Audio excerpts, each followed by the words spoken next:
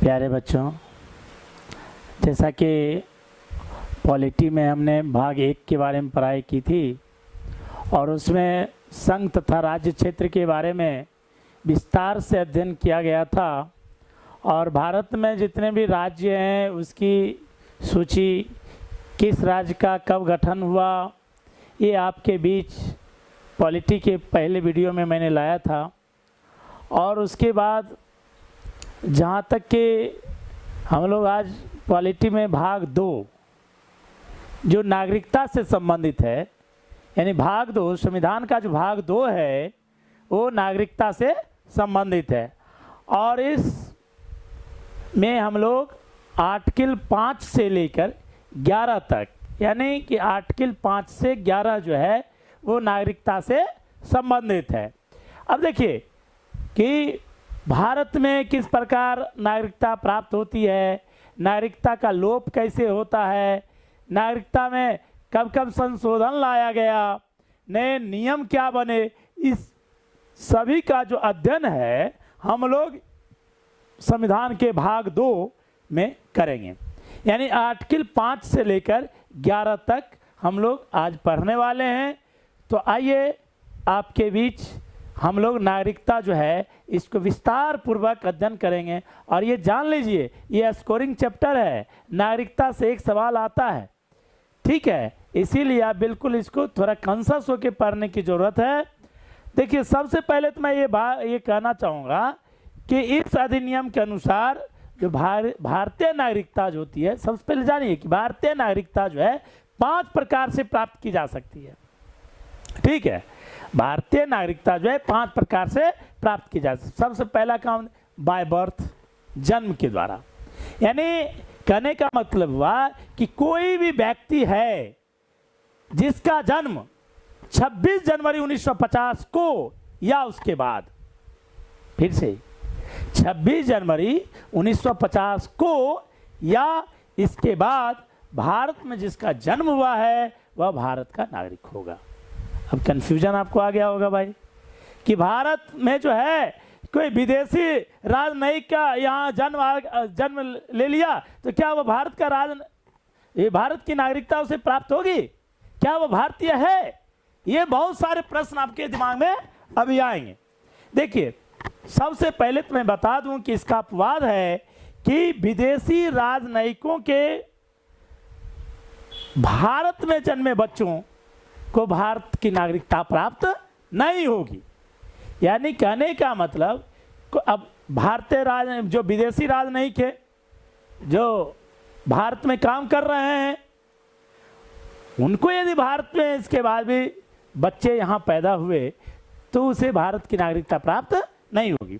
दूसरा क्या है कि शत्रु के अधीन किसी भारतीय भूभाग में यदि जन्मे बच्चे हैं तो उसको भी भारत की नागरिकता प्राप्त नहीं होगी। यानी ये 2 कंडीशन ही बाय बर्थ है, यानी 26 जनवरी 1950, याद रखिए कि 26 जनवरी 1950 ईस्वी को या इसके बाद भारत में जो बच्चे जन्म लेंगे उसे भारत की नागरिकता प्राप्त होगी।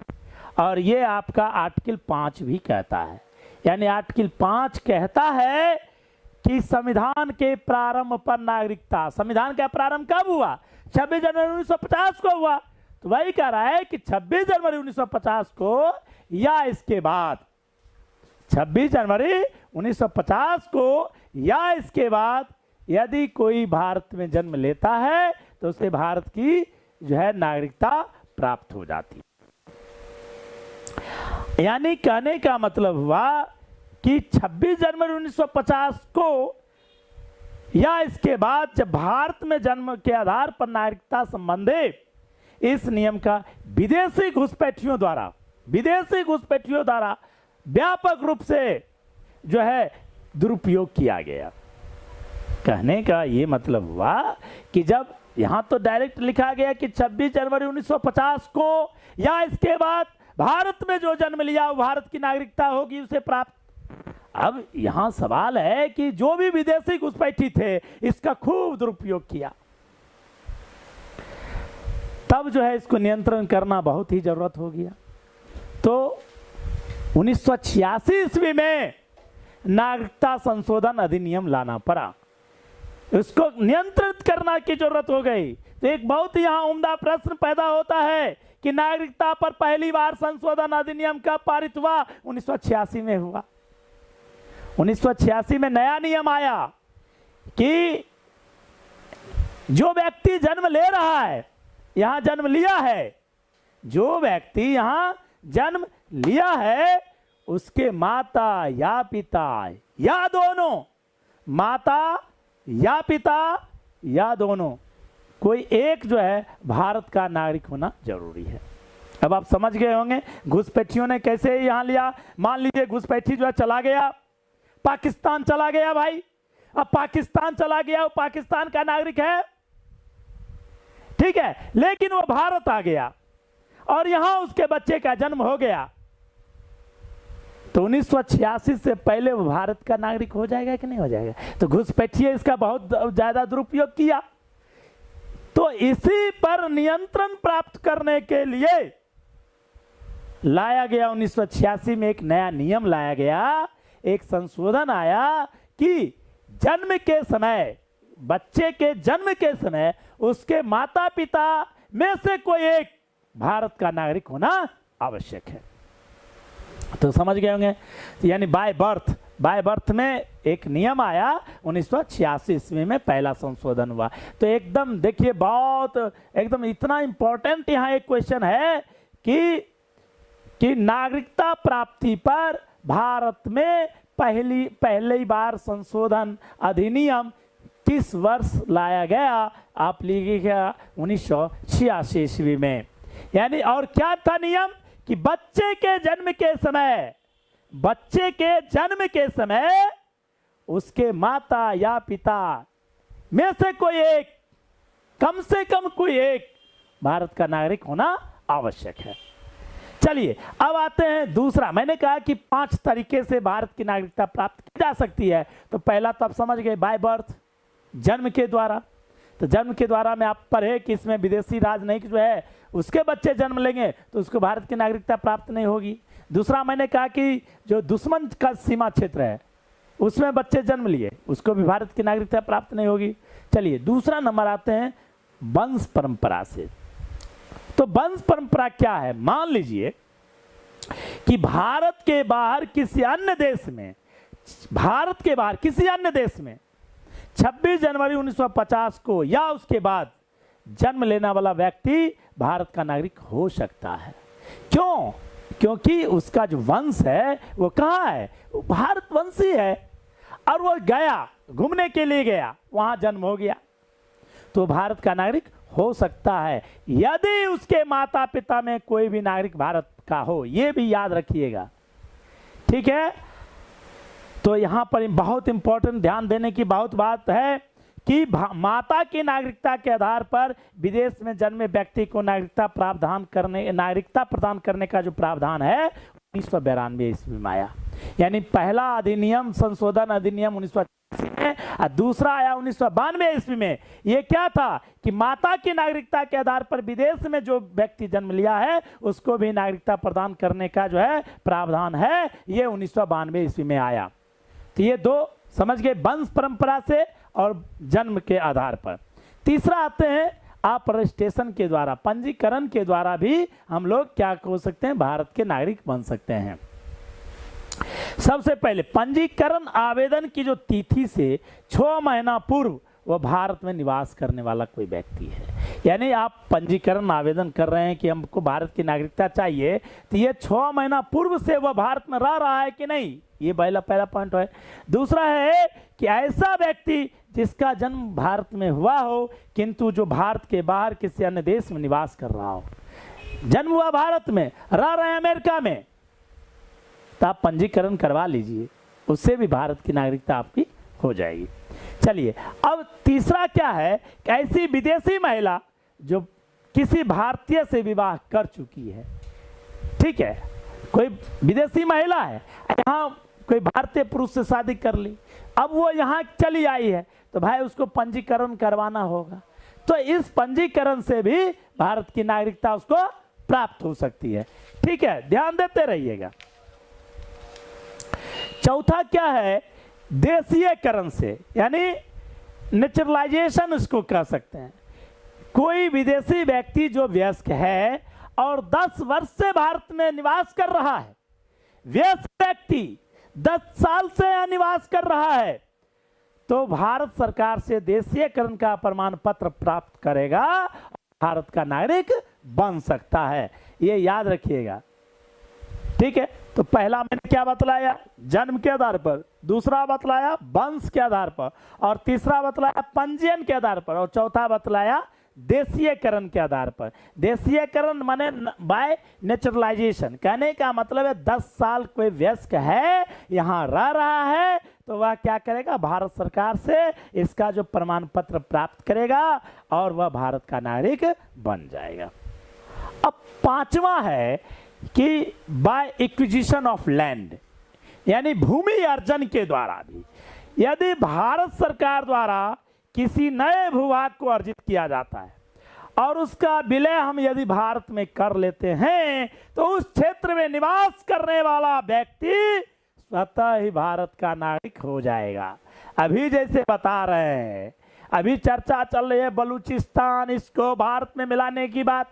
यदि वह क्षेत्र भारत में मिल जाता है, यदि भारत किसी नए क्षेत्र को अपने में मिला लेता है, तो उस नए क्षेत्र में जो निवास कर रहे व्यक्ति हैं, वह स्वतः ही भारत की नागरिकता उसको प्राप्त हो जाएगी।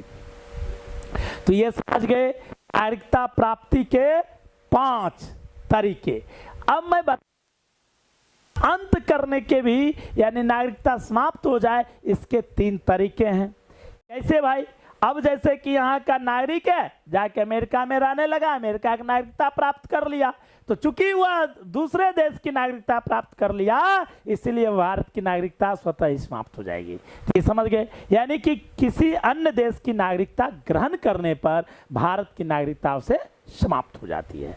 तीसरा है नागरिकता का परित्याग करने पर, और दूसरा है नागरिकता का परित्याग करने पर, और तीसरा क्या है, सरकार उसको वंचित कर दिया, पागल हो गया, देशद्रोही हो गया, सेना में था देशद्रोही हो गया, यहाँ की गुप्त बातें जो है दूसरे विदेश को बता दिया, सरकार उसको कहा कि ये देशद्रोही है, गद्दार है, उसको नागरिकता समाप्त कर दिया जाएगा। तो इस तरीका से नागरिकता समाप्ति के भी 3 तरीके हैं। देखिए वंचित कैसे, मैंने अभी बतलाया कि संविधान के प्रति अनिष्ठा दिखाने पर आपको नागरिकता से वंचित होना पड़ सकता है। भारतीय स्त्री कोई विदेशी पुरुष से विवाह कर लिया, वहीं बस गई, तो भाई यहाँ की नागरिकता समाप्त हो जाएगी। लगातार 7 वर्ष तक यदि भारत के बाहर रहा, तो भाई उसको भी नागरिकता से वंचित किया जा सकता है। और कहा कि युद्ध काल में शत्रु की सहायता कर दिए, पीठ दिखा के भाग गए, गद्दार हो गए, तो नागरिकता समाप्त हो जाएगी। और गलत तरीके से आप नागरिकता लिए हैं और इस चीज की पता जब चल जाएगा, तो फिर भारत की नागरिकता समाप्त हो जाएगी। तो इस तरीका से वंचित के भी तरीके थे। आइए मैं ये बता रहा हूं कि अब आर्टिकल पर, ये मैंने बतलाया कि एकदम छोटा सा चीज बतलाया कि भारत की नागरिकता जो है कैसे प्राप्त की जा सकती है और भारत की नागरिकता कैसे समाप्त हो सकती है। इस पर मैंने बतलाया कि 5 तरीका मैंने बतलाया कि 5 तरीका जो है सो वो प्राप्त की जा सकती है, और 3 तरीका बताया कि समाप्त की जा सकती है।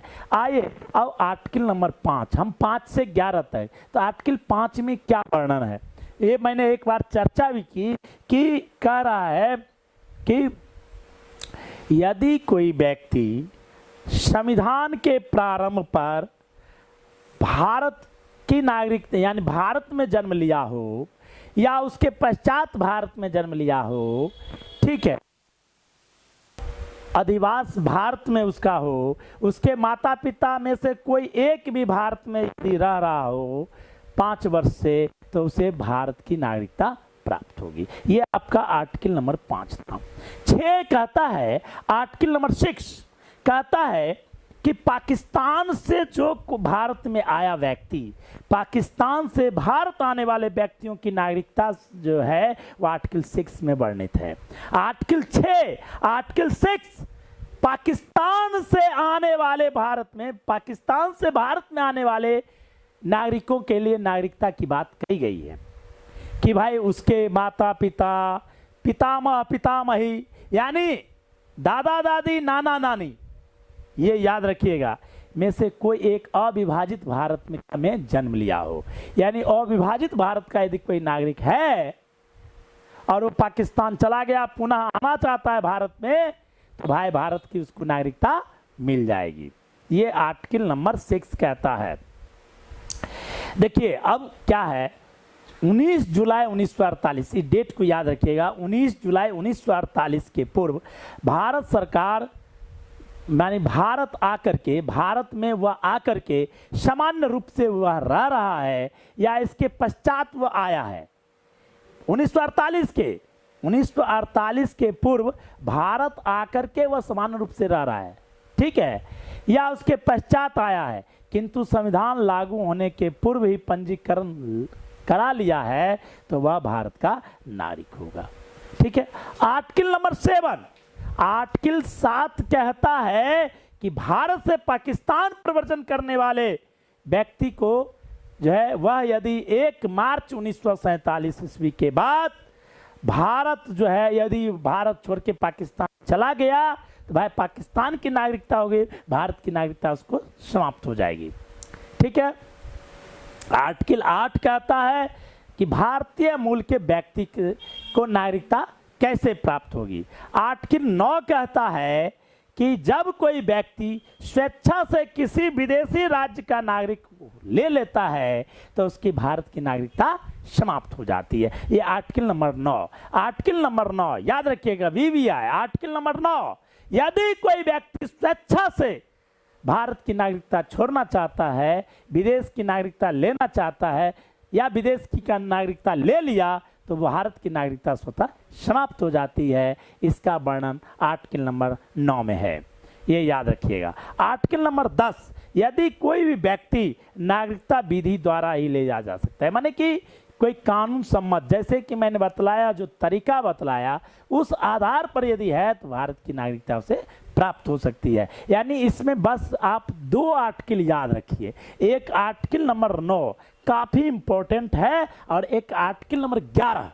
आर्टिकल 11 कहता है कि संसद को नागरिकता के संबंध में जो है कानून बनाने की शक्ति दी गई है। यानी कि एक बहुत ही बढ़िया क्वेश्चन है कि यदि आपसे कोई ये प्रश्न करे कि बतलाइए कि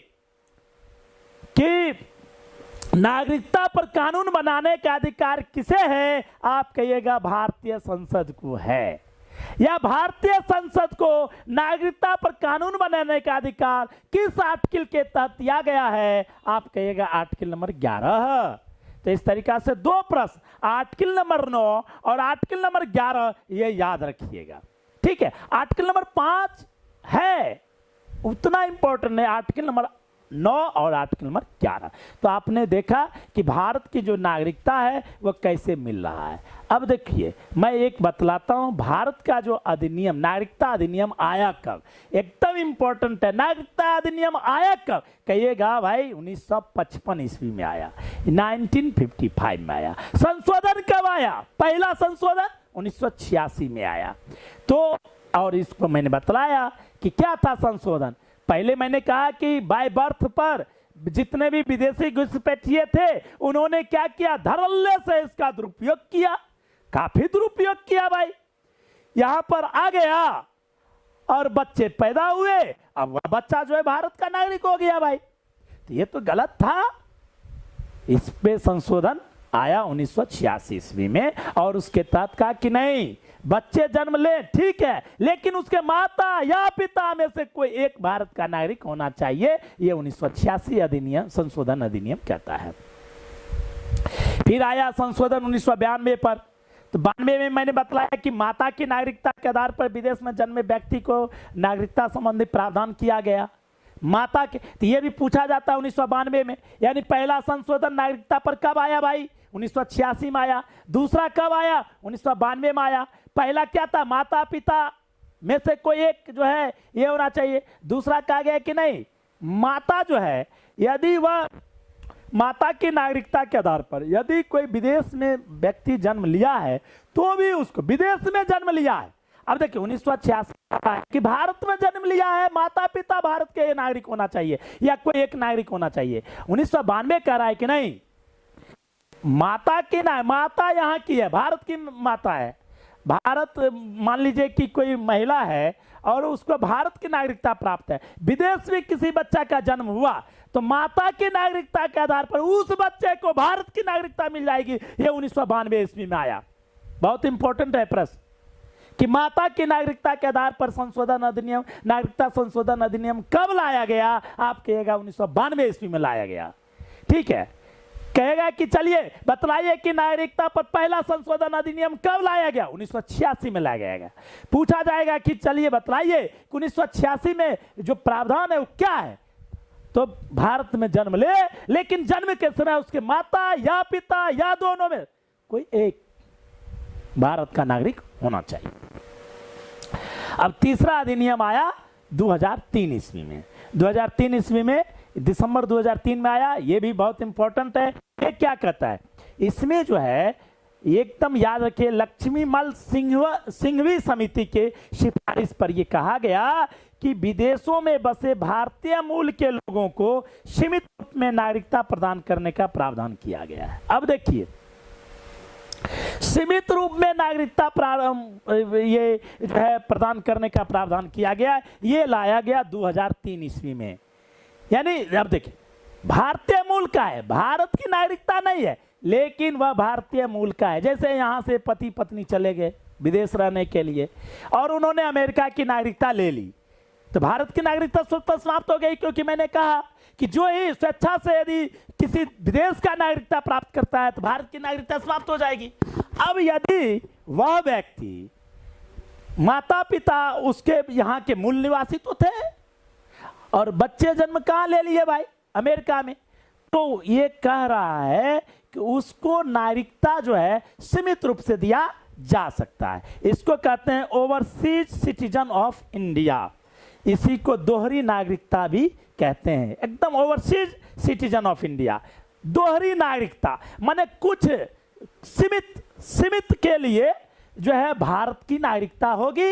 ऐसे वो अमेरिका के तो नागरिक है ही, अमेरिका की तो नागरिकता उसको है ही, यानी विदेश की नागरिकता है ही, लेकिन सीमित रूप से भारत की भी नागरिकता उसको मिल जाएगी। देखिए अब दोहरी नागरिकता कहां कहां किस किस देश में ये प्रावधान है भारत की नागरिकता, दोहरी नागरिकता मिल सकती है, ये याद रखिएगा भाई।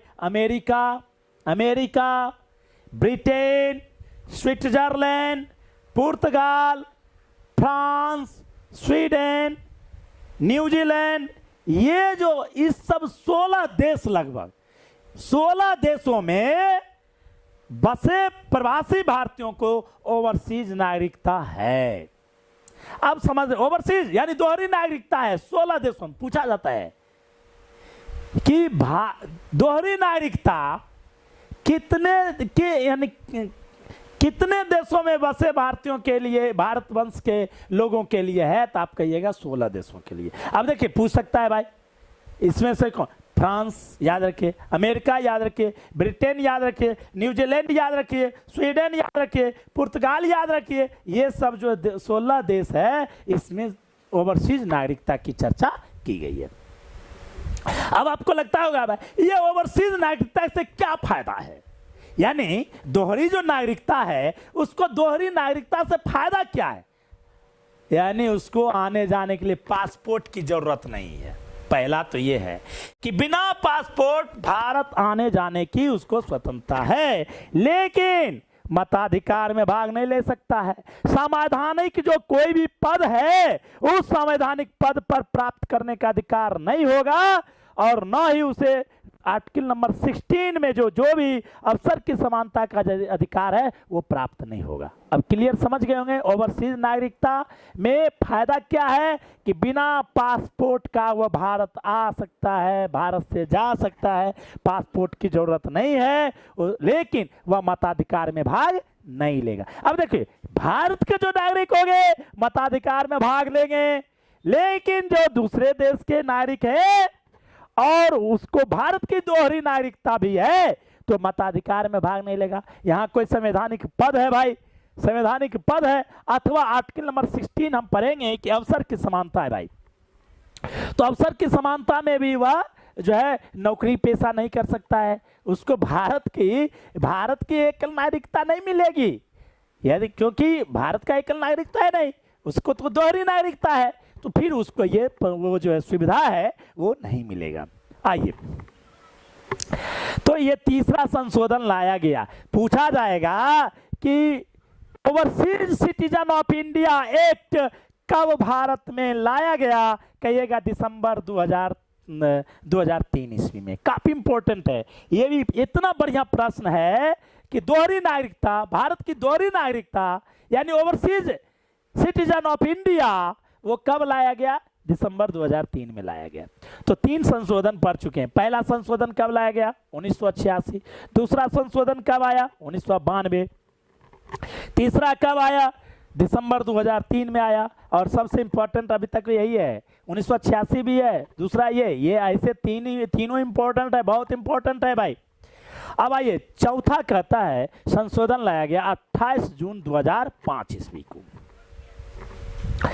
अब देखिए 28 जून 2005 ईस्वी को संशोधन लाया गया, ये चौथा संशोधन था नागरिकता पर, कि कोई भी प्रवासी भारतीय, कोई भी प्रवासी भारतीय जो किसी ऐसे देश में रह रहा हो जहां दोहरी नागरिकता का अपराध, जहां यानी माने वहां, ये नहीं कि यहाँ तो भाई समझ गए कि 16 देश में कहीं रह रहा है तो यहाँ की नागरिकता उसको दोहरी नागरिकता होगी, लेकिन कह रहा है कि जहां दोहरी नागरिकता जो जहां पर वह रह रहा है वहां यदि दोहरी नागरिकता का प्रावधान है तो उसको जो है ओवरसीज सिटीजन ऑफ इंडिया उसको मिल सकता है, ओसिया की मिल सकता है। जैसे कि अपवाद में क्या मान लीजिए कि भारत और बांग्लादेश, इसको अपवाद ले सकते हैं।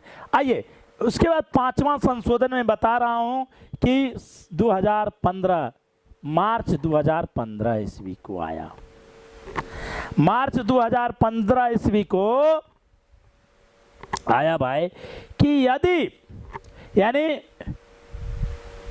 वह भारतीय मूल का कोई व्यक्ति है, ठीक है, तो उसको जो है ओसीआई यानी कि ओवरसीज सिटीजन ऑफ इंडिया उसको जो है मिल सकता है। ये 2015 संशोधन में आया।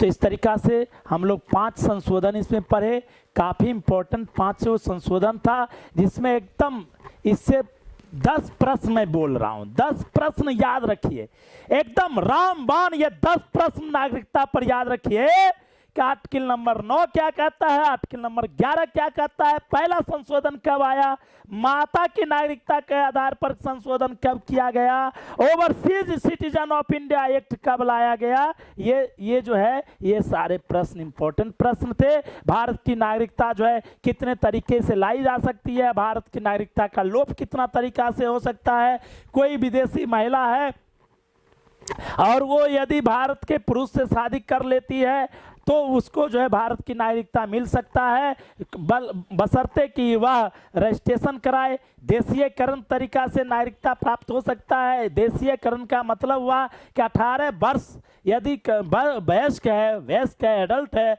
और वह यदि भारत में 10 वर्ष से यहाँ रह रहा है तो वह जो है उसको देशीयकरण प्राप्त कर सकता है और भारत की नागरिकता मिल सकती है। तो इस तरीका से भाग 2 आज जो है नागरिकता पर आर्टिकल नंबर 5 से 11 जो है ये मैंने आप सबों को बतलाया, विस्तार पूर्वक अध्ययन कराया। आप इसको खूब पढ़िए, इससे सवाल आते रहते हैं। और आपको बिहार एसएससी जो बिहार सचिवालय सेवा से जो वैकेंसी आई है उसके लिए भी ये रामबाण है। बहुत बहुत धन्यवाद, बहुत बहुत धन्यवाद। आप लोग बिल्कुल इस YouTube चैनल जो लक्ष्य गुरुकुल क्लासेज है आप इसको सब्सक्राइब करते रहिए, देखते रहिए, कमेंट करिए। कोई प्रॉब्लम हो तो बिल्कुल कमेंट करके हमको बताइए कि कहाँ क्या प्रॉब्लम्स आ रही है, और मैं बहुत जल्द जो है मेरा हाथ लिखने लायक हो जाएगा। देखिए ये हाथ थोड़ा सा प्रॉब्लम है कि ये अभी जो है कलम ये इससे नहीं पकड़ पा रहे हैं। बिल्कुल कुछ दिनों के बाद ही बिल्कुल मेरा हाथ काम करने लगेगा और मैं आऊँगा आप समूह के बीच बिल्कुल स्वस्थ होके। बहुत बहुत धन्यवाद।